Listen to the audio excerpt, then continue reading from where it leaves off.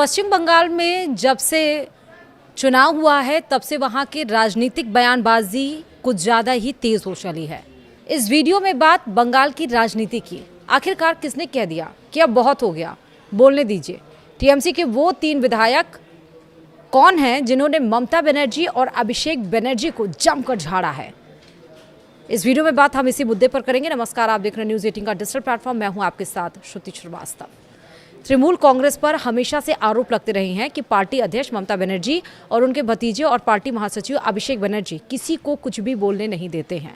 मंगलवार को ममता बनर्जी की ओर से बुलाई गई नवनिर्वाचित विधायकों की बैठक में यह परंपरा टूट गई। टीएमसी के 3 वरिष्ठ विधायकों ने ताबड़तोड़ ममता बनर्जी और अभिषेक बनर्जी को झाड़ा, लेकिन दोनों ने कोई विरोध तक नहीं किया, बल्कि चुपचाप सुनते रहे। ऐसा क्यों हुआ वो हम आपको इस वीडियो में बताएंगे, विस्तार से समझिए। दरअसल पश्चिम बंगाल चुनाव हारने के बाद तृणमूल कांग्रेस यानी कि टीएमसी में बगावत की अटकलें लगातार बढ़ती जा रही हैं। चुनाव रिजल्ट आने से पहले जहां पार्टी मीटिंग में केवल ममता बनर्जी या अभिषेक बनर्जी बोलते थे, बाकी के लोगों का काम केवल सुनना होता था, लेकिन करारी हार के बाद टीएमसी पार्टी मीटिंग का यह मॉडल उल्टा होता हुआ दिखाई पड़ रहा है। मंगलवार को ममता बनर्जी और अभिषेक बनर्जी के कालीघाट वाले घर पर टीएमसी विधायकों की मीटिंग बुलाई थी। पार्टी अध्यक्ष के बुलावे के बावजूद 80 में से केवल 67 विधायक यहां पहुंचे। 7 विधायकों ने पार्टी मीटिंग में नहीं आने की वजह बताई, लेकिन बाकी के 6 विधायकों ने कोई सूचना देना भी मुनासिब नहीं समझा। टीएमसी की मीटिंग शुरू होते ही पार्टी के 3 वरिष्ठ विधायक कुणाल घोष, ऋतव्रत बनर्जी और संदीप पान साहा एग्रेसिव होकर बोलने लगे। और गौर करने वाली बात यह रही कि जब ये तीनों विधायक बोल रहे थे तो ममता और अभिषेक दोनों चुपचाप सुनते रहे। उन्होंने तनिक भी बीच में टोका टाकी नहीं की।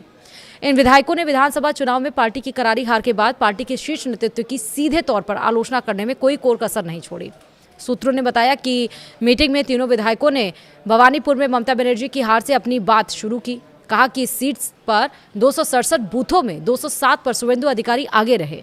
अगर हम सही रणनीति पर चल रहे थे तो ये हालात क्यों हुए?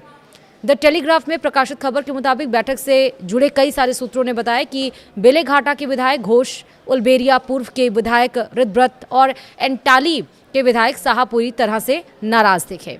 ये तीनों विधायक पार्टी महासचिव और डायमंड हार्बर से सांसद अभिषेक बनर्जी के करीबी माने जाते रहे हैं। तीनों ने एक सुर में कहा, अभिषेक के फैसले जिन्हें पार्टी पर जबरदस्ती थोपा गया था वही चुनाव में पार्टी की बुरी हार का कारण बना। उन्होंने सवाल उठाया कि रीपोलिंग से पहले जहांगीर खान ने फाल्टा से नाम वापस क्यों ले लिया। अभिषेक बनर्जी की तरफ इशारा करते हुए पूछा कि वो तो आपके लाडले हैं, फिर चुनाव लड़ने से भाग क्यों खड़े हुए? जब पार्टी नेतृत्व ने यह कहने की कोशिश की कि जहांगीर के फाल्टा से चुनाव न लड़ने के फैसले से पार्टी ने खुद को अलग कर लिया है और इस बारे में सोशल मीडिया पेज यानी कि सोशल साइट एक्स पर जानकारी भी दी गई थी, तो उन तीनों में से एक ने कहा, प्लीज़ मुझे बताइए कि आप मजाक कर रहे हैं।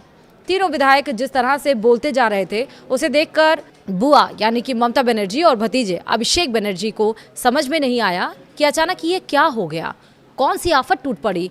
वे दोनों बस चुपचाप बैठकर सुनते रहे। तीनों विधायकों की बातें सुनकर वह सन्न नजर आ रहे थे, लेकिन वे कुछ बोल नहीं पाए।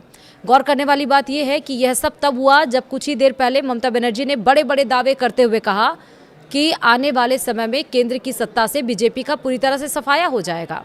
बता दें कि जब भवानीपुर सीट से जुड़े बूथवार आंकड़े सामने आए तो टीएमसी के लिए यह बड़ा झटका था। इन आंकड़ों के मुताबिक जिस सीट पर शुवेंदु अधिकारी ने ममता को 15,105 वोटों से हराया था, वहां 28 बूथों में ममता को 50 से भी कम वोट मिले थे।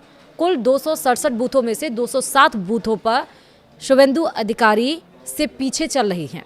शुवेंदु को 39 बूथों में 50 से कम वोट मिले थे, लेकिन उन्हीं बाकी जगहों पर इसकी भरपाई कर ली गई थी। घोष, ऋतव्रत और साहा की इस तीकड़ी ने कोलकाता नगर निगम क्षेत्र में ही अभिषेक के नाम पर कथित तौर पर मौजूद 43 संपत्तियों की सूची का जिक्र भी किया।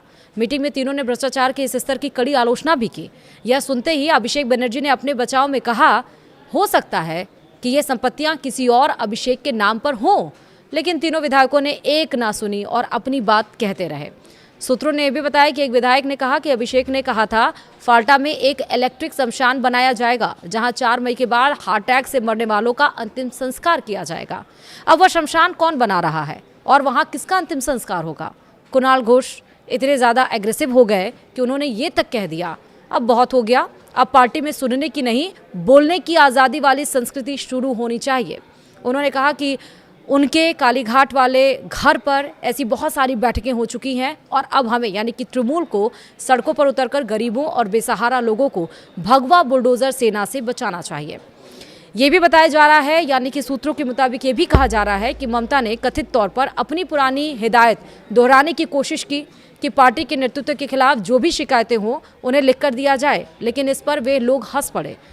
ये भी बताया गया, हालांकि वहां मौजूद बाकी विधायक ज़्यादातर चुप ही रहे, लेकिन बाद में कई लोगों ने उन तीनों से बातचीत की और कहते मिले कि आपने सबसे पहले हिम्मत दिखाई और पार्टी के अंदर एक बहुत ज़रूरी सफाई अभियान की शुरुआत की है।